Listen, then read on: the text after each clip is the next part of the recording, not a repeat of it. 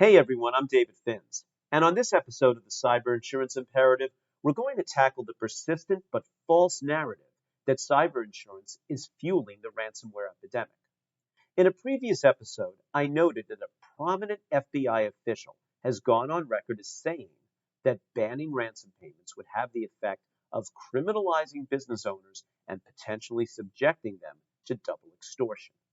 But setting aside the question of whether ransom payments should be outlawed, critics have maintained that the availability of insurance incentivizes businesses to just pay the ransom instead of finding ways to resume operations without doing so.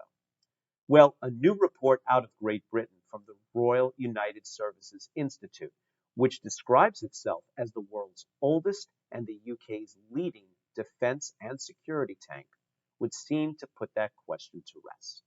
In a paper entitled Cyber Insurance and the Ransomware Challenge, the RUSI argues that, and I quote, there is no compelling evidence that victims with cyber insurance are much more likely to pay ransom than those without.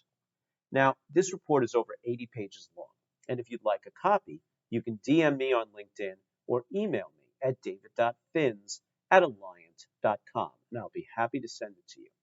But in the executive summary, the RUSI notes that the cyber insurance industry has been singled out for criticism, and that despite evidence that some threat actors use policy information that they grab hold of during an attack to inform their negotiations, it's an overstatement to say that they are intentionally targeting companies with cyber insurance. The report does acknowledge that the insurance industry could be doing more to encourage best practices on the part of policyholders that will reduce the likelihood that they will need to make a ransom payment. And here at Alliant, we are all for that. In fact, for the past several years, we've been educating our clients about how to protect themselves against ransomware and connecting them to service providers who can help them deploy the types of controls that the underwriters say have a lasting impact.